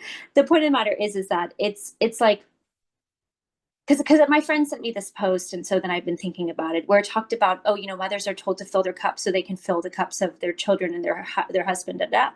And she was kind of like, well, something's missing in that you can just fill your cup for yourself. Like, it's okay to do that. But I see where she's coming from, and I don't like entirely disagree. But I also think about the theological perspective where we are vessels. And so, or at least that's my perspective. So for me, it's almost like there always is going to need to be a type of towardness in the filling up that you pour out, right, to others. At the same time, though, does that become the kind of, how you're talking about unconditional, right, Daniel, like where you can't have a reason, like you kind of have to be able to develop the virtue for the sake of it, even though you don't know exactly what it might call you to do one day or whatever. What I mean to say is that it's kind of like that fine line between developing the virtue because it's the virtue, like it's just the right thing to do, and it will actually impact and hopefully benefit those around you. But when does it become like, can that become a reason that subverts that very virtue? Because then suddenly, I don't know, like you're not like you might be losing sight of some other virtue you're not cultivating, because you're doing pretty great at doing this cultivation of this virtue of devotion or like service or whatever, right? But like is there something that isn't enough? Like, and I guess it's like, well, being self-skeptical is probably a first good step, like at least you're saying, okay, well, let me think of, like, let me just not assume that how I'm doing virtue is correct. Like, but there's also, you don't, that's not from going in a paranoid direction, but I was thinking about this because there's this phenomenal, incredible animation called Princess Mononoke, and the character, like the main character, the male character, I feel like he does this amazing thing where he's able to really seem to stand for love ultimately, right? Like he really talks about like how hatred is so destructive to the human soul, to the animal gods, and to like the world, and so he pursues like, and he impacts all these people because of that virtue, right? That belief in like hatred's just going to cause us to be fighting all the time, and we just like the whole world just explodes, okay, and he has this like ardent belief that like, it's not over, we're still here, we can still move forward, and but he like obviously seems to love the princess, right? The princess, and so it's like he loves her, but he's not, it doesn't pigeonhole him so much that he ignores the other people that still need to be like taken care of or served or whatever. Or like himself, he has a whole period of time where he's just like, she put him in the water to heal, and he's kind of having to do his own recuperation, and it's all a kind of delicate, I guess it is delicate, but it's kind of a dance, right? It's a constant dance between these kind of like, being cared for, caring, And so anyways, I really just wanted to say that, I guess I was just reflecting on that post my friend sent me, we're both moms. So, and I guess I'm just thinking that in a sense, maybe there's some validity to filling up your cup just to fill up your cup, right? But I do think there's something, like I said, in the spiritual realm where your cup will be asked to over, like, you don't just stay in that place of stagnancy. Maybe the thought is, well, you can also sip from your own cup or something like that. But the reality is, like, we're in a constant nexus of human beings, or at least, I'm grateful to be in the position to be in that right now in this season of life where you're kind of in constant sort of communing. So it's like, yeah, I don't know. To me, it's sort of like, I don't know if it puts it, is that the right emphasis or not? I don't know. I think maybe it just has to be a kind of realization of the bothness. But that's why for me, I thought of it as related to what you were saying, Daniel, because, it essentially makes me think about how one must always kind of hold that sort of humble position of not assuming they're doing virtue like really well, right? Like, because there might be some other virtue you also need to cultivate. So you can be ashitaka, right? Like you can do the thing that you need to do and still love the person and still love, care for those around you. And every person he finds who might be dead, he assumes they're not dead and he tries to save them, even when it's a risk for him or it's hard for him. And he doesn't lose sight of that even though he does, like, in some ways have eyes for her, right? Princess Mononoke. So anyways, thanks for letting me share. I didn't mean to extend the combo too much. No, outstanding. And I'll pass it to Rivera and then Mr. Jockin if you want to say anything. It's self-forgetting all the way down on all layers. Anything that ruins self-forgetfulness is a problem. And basically a generally good heuristic for if it is good or bad is if it increases self-forgetfulness. If you find yourself thinking about yourself, then there's a problem. Maybe a lack of skill to encounter the surprise, because and that's why I think Mr. Jockin to emphasize, the surprise encounter, because that's the hardest place not to fall back on yourself, right? So if you're not able to deal with that, that's what you want to have. And I mean, humans are not cups. It is also not the case that human energy is cultivated as a standing reserve, as in you fill it up and it's either there, like human energy is not, human energy emerges in relation.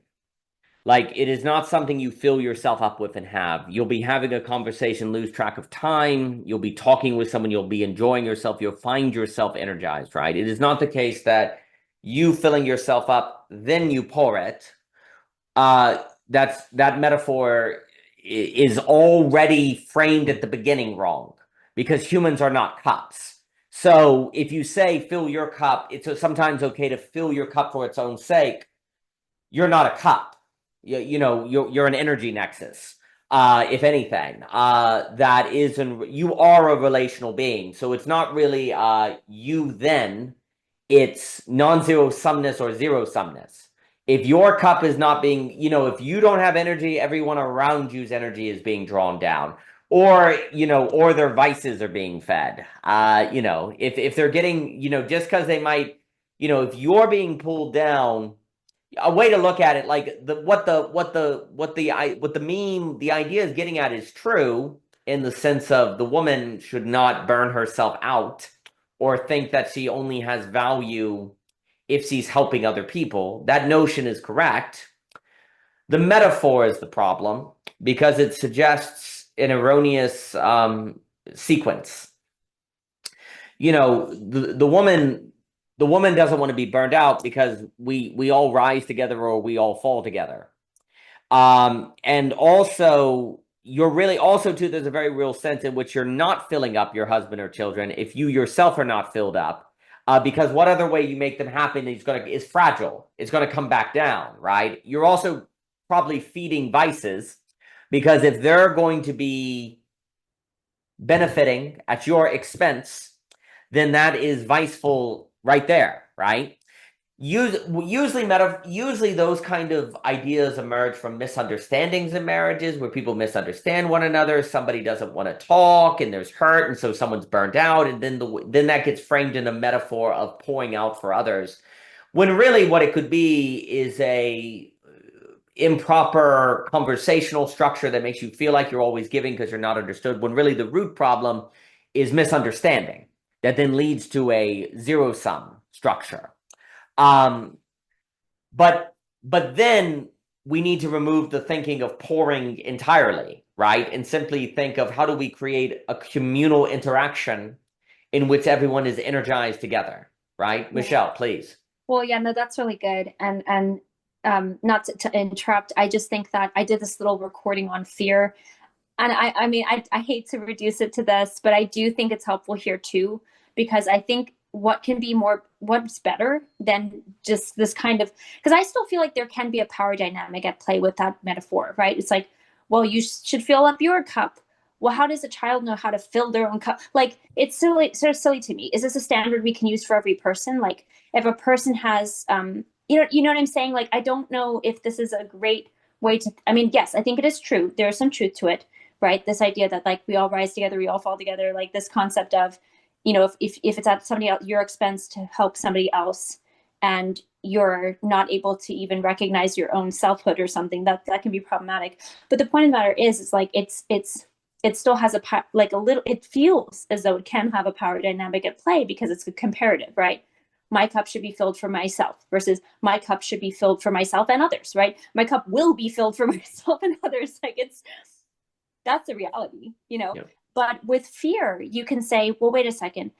Maybe I could use facing a fear to identify what I should be doing. Like, what am I afraid to not instantaneously like meet the instantaneous demand of everybody around me constantly? If am I afraid to do that because what if I'm not being a good, you know, helper, blah, blah, blah. Okay, well, that's a fear you should face. And that will help you address and more properly order how you address a complexity of needs in a familial complex, right? And your own. But it's so much more specific. I feel like if you think about it in terms of fear, try find that, because that's going to help guide you versus this kind of fluffy, not fluffy, but very kind of inaccurate description of a filled, you know, like this filling cup versus, you know, all of that, which I don't feel brings like it sheds some light on a truth, but I don't know that it helps give actual practical guidance on how to do that in lived like in real time. So yeah, facing the fear could maybe be helpful here, because I do think it's more helpful for me at least than thinking about wants and needs and what prioritization that should receive, you know, beyond like the general just making sense of what, you know, what makes sense about that. Yeah, thanks. No, excellent. I agree, and I'll give it to Javier. One generally under capitalism, you want to be careful of any metaphor that suggests the logic of capital.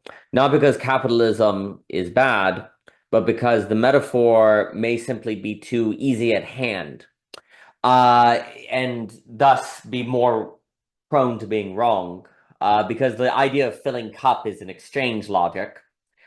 Which would be fitting for a market logic that wants you to also get, you know, have your own pedicure every now and then, right? Like the logic does very much feel like motivation for market forces, right? Like it has a kind of economic agenda in the background of it. Now, again, capitalism is the only thing that solves the pricing coordination problem. So this is no hit on capitalism, right? But there's a difference between having capitalism do your pricing coordination and doing your virtue, and also telling you what you need to be a full human being, right?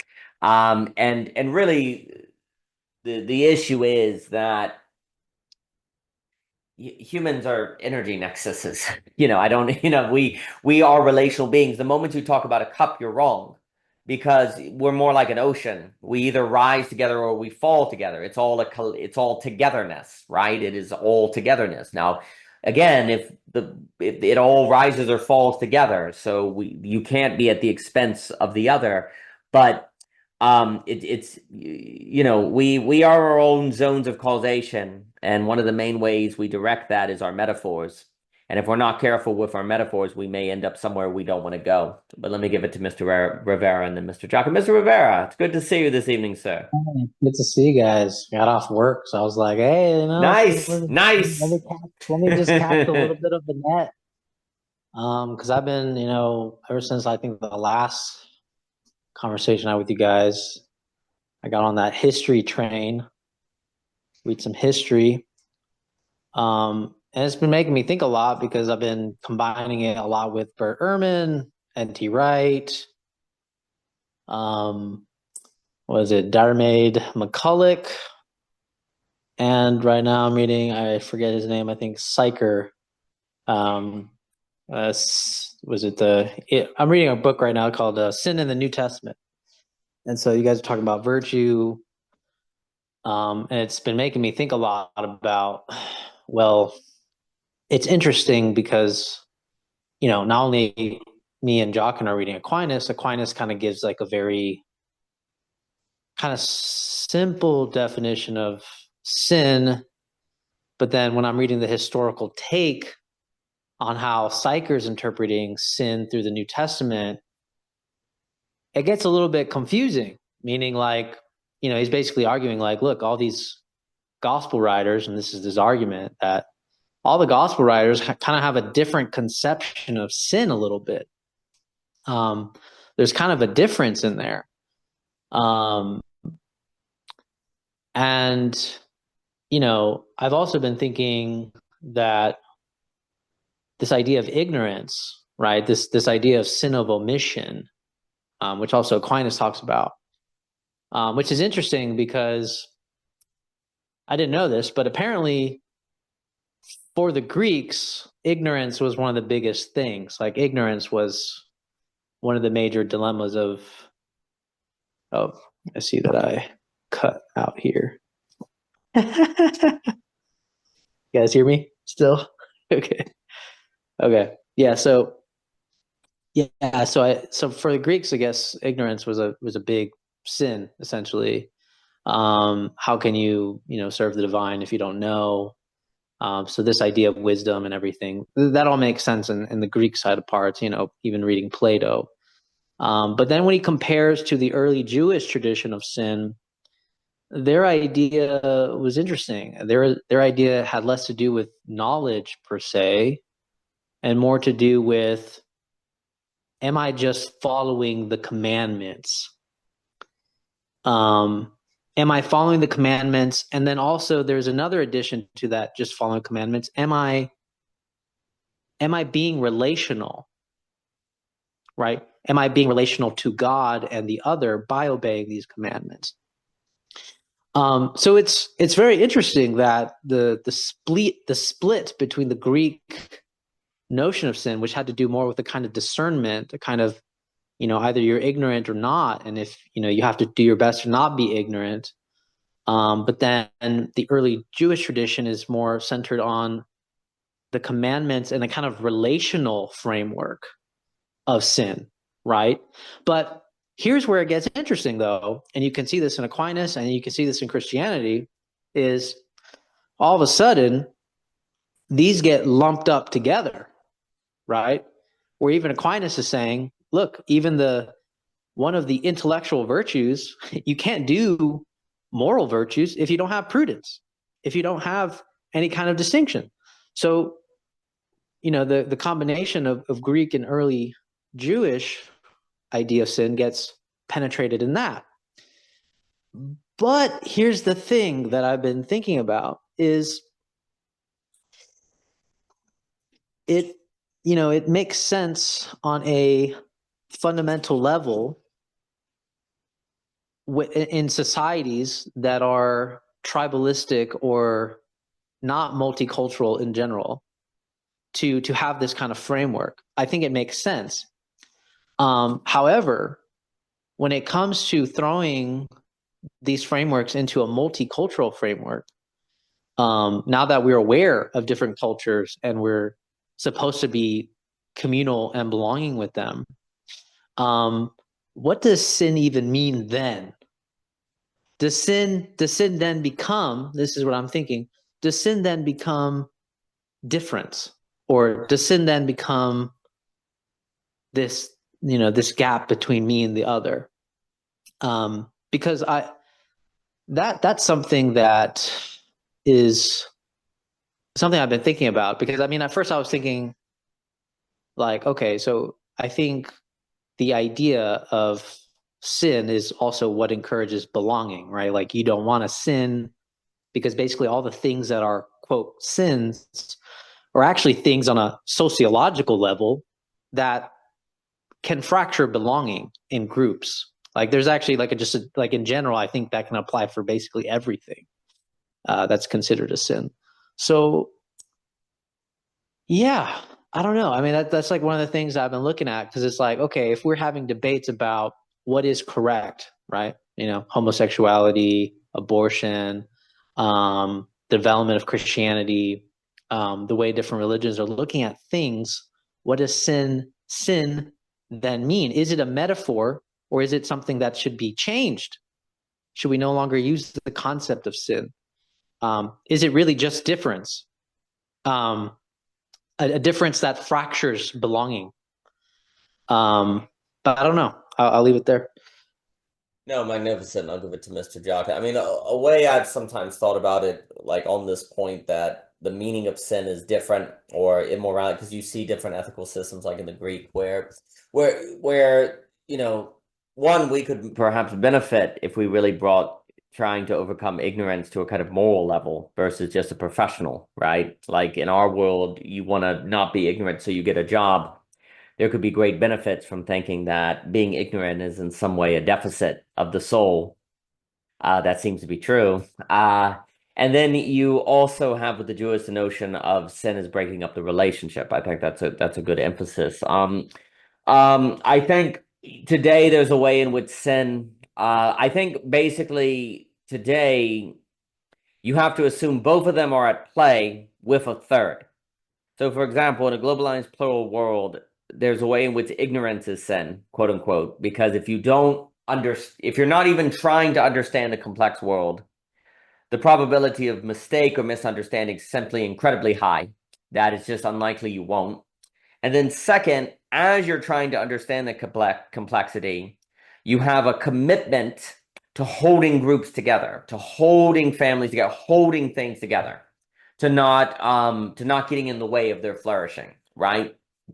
So you have a commitment to not being ignorant, to actually trying to understand, to see the world for what it is and its complexity, which exists in a tension with the second, which is to hold the world together, because the more you know, the harder things are hold together, right? Or you have these different worldviews and they have belonging. You need to hold them and see how they go together and respect their first premises. And yet the act of doing that seems like it would fragment the mind apart and bring you crazy, which is why, to me, basically beauty becomes like to get to the third stage, we might say, and then I'll give it to Jockin. Beauty becomes like a necessity now, because beauty is how you have difference and yet unity of all of those different things. So today you could say sin is that of which breaks up the harmony of difference toward the beautiful. So sin gets in the way of beauty now.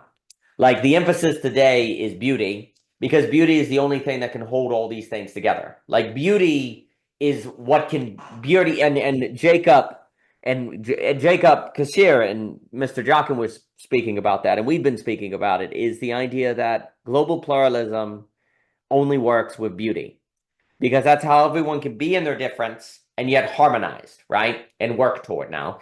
And I think basically if I were to take the examples and put in Greek, sin was a violation of the true. In Jewish, sin was a violation of the good. And for us, sin is a violation of the beautiful. And that's our challenge now. And it entails, all levels entail the levels that came before, but bring with it new challenges. But let me give it to Mr. Jockin. And then if anyone has any final things to say before I go this evening, please, Mr. Jockin. Fascinating angle. That's a very fascinating little dichotomy, this relationship of the kakos, right? Kakos, basically, that's because one note, as Javier knows from us reading together, right? Aquinas has an interesting kind of schema, because he permits vice from Greek is imported in, and that's related to the bad capacity, right? So that is the bad pneumasis, while sin is the bad activity, act. So he draws that distinctional line. But I do like this kind of playing, because that's the thing. It's like the idea of where does the import of the bad import on truth, goodness, and beauty? This is kind of interesting, Daniel, on a transmission of that from the Greek to the Christian to the post-Christian or pluralist society. Because it is true, because I reply to Javier on that would have been, it's natural law. That's usually the argument. The argument is, no, the natural law holds. So it doesn't even matter. It does not matter if you are not Christian, does not matter if you're not in our society, the natural law holds. So thus everyone is bound by it. So that's an order by goodness. So that's kind of that'd be the usual response, apologetic response to that question. Because there's many issues of that, like to make that work, we have such completely different understandings of what nature is, what's violence. All these things are completely not in agreement. So there's so many domains that this is in contention with each other. I do like this kind of, so to close on that one section, I do like this kind of languaging, because I talk about it too in actually my Substack post this week. I talk about this exact part. Because basically we have pluralism, we have basically ecological disaster in response to petroleum-based consumer society. You have individuated sense making, and the regimes basically of truth, basically of academia or political or government entities. If these are all basically shooken at the core, that means goodness and truth are out the window. Because that's what all these entities, all these phenomena or properties are results of goodness and truth no longer holding sway. So the only thing left is beauty in that case, if it works. Because of that whole point, beauty has this power to, it allows for a unity, but with difference. And I talk about that because actually it's another note is that the really fun thing about beauty, when we see actions that are beautiful, they can be very surprising because they can strike, basically they can have a generation of an outcome, but it's not from any prescribed, preset before the fact result. So what I mean by that is the example I used before with the idea of mechanic responds to the equipment in front of him.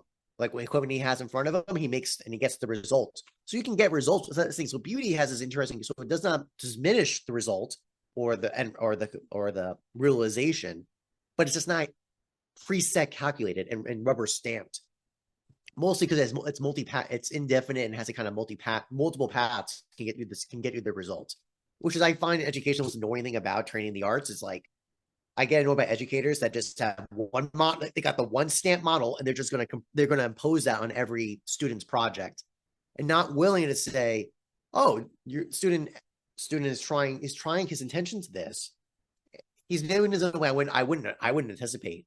But if you were going to do this, that means that these conditionals are responding. I'm actually using this example of material necessity because you're saying, well, in hypothetical necessity. So if you want this result, this composition, and you're doing this direction, that results in this and this and this. This hierarchy is different now resulted, and this contrast is different from this.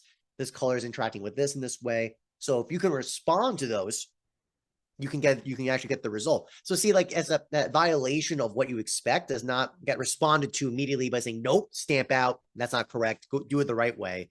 It's more a flexibility of fittedness by saying you can adjust for that. You can respond to it. That's the whole reason why in creative acts, you can take names and attributions and rule sets and transform them. So you don't violate the principle, you express that principle more deeply without destroying the logic, the order within it. It's a more flexible approach. It's more robust. It's actually beyond, it's anti-fragile, because that's the whole point. Rigidity comes from robustness, right? When you have a robust system that's super rigid, that has rigidity built into it, yeah, it works, but it's fragile. It can break basically because it can only respond in one certain way to different circumstances. But about Michelle's point and what you just said, Daniel, about this the whole point of the metaphors absolutely set the agenda. Your notion of the distinction of a cup to an ocean is a great image right there, because it is true, because the idea of isolation, right? This mode, there has been the kalotheo of the isolated entity, like the thing in itself as mode of isolation. So the ousia is the thing that's distinct, right? Cut off, isolated, versus what you brought up before, Daniel, of the applicable in all cases as a precondition. This is the whole disaster with the fine, basically kalos, which is where a fine comes from, fine arts. This is the whole disaster of it. By saying, no, the fine arts are about art for its own sake, but that was meant to be as an isolated self-referential death spiral of self-referentialism versus the precondition for all other possibilities because of beauty. So, because that's the whole point of an ocean, right? Because the kind of underlying implication of that is that you're cut off and you're emptied and you need to be filled back up again.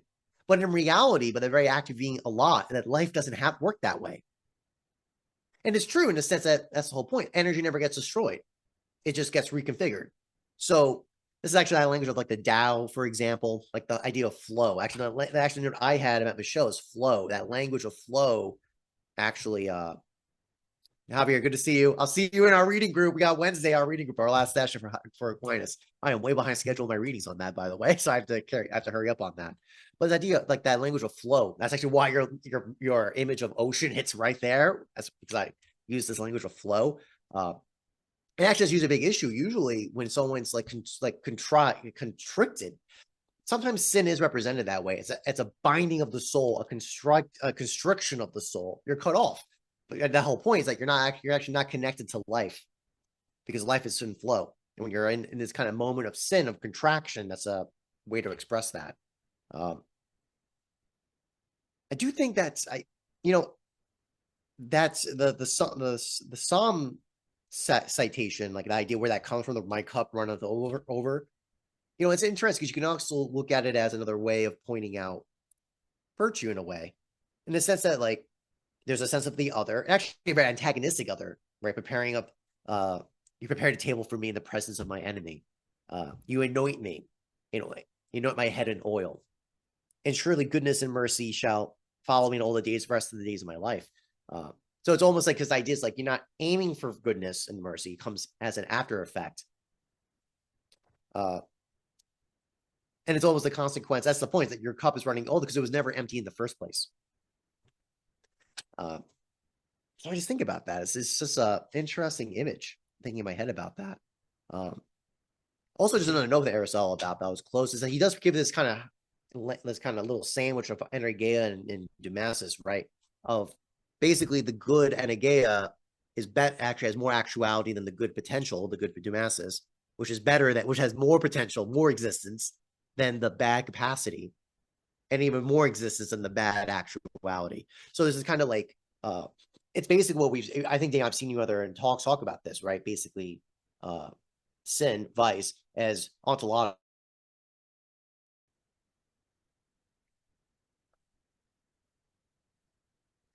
Well, sorry everyone, for some very strange reason the internet dropped and cut away the end of the call. Mr. Jockin was saying some wonderful things, and I think what he was saying about natural law for the good is exactly right. And it's almost like today, like we were saying at the beginning, if natural law kind of exists more for the miraculous or the surprise, it's almost like today, the sublation of an age based on the good. That global pluralism makes no more, or a regression. Now you need to use natural law in the sense of, say, the Thomist tradition for the good, for the beautiful. Like you need the natural law to structure the surprise of the beautiful. So it's not like if you had an age of the Greek that was based on the true, that the good is getting away from ignorance, as Rivera was saying. And then we had an age, the Judaism, as Rivera was saying, based on the good and holding the community together, which we could say is natural law in the Aquinas sense. Now you're looking at the good for the beautiful, that you need natural law. Like the only way to deal with global pluralism is for people to be unified by the beautiful. And so sin today, quote unquote, is inhibiting the beautiful.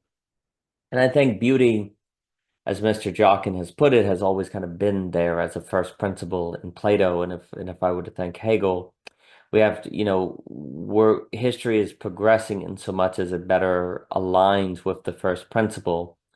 And to get to the beautiful, you have to go through the true and the good. And we've gone to the good. And now we're at the age where we have to get back to the beautiful, which is the mean, which has always been there. But you could almost say that in Hegel, the progress is the spreading of that to more and more people, to the majority, just versus an isolated few. And so our challenge today is to spread the beautiful to the majority. Um, but in Hegel, progress is also contingent. If there is a future, it's better than the past, but there's no guarantee there's a future.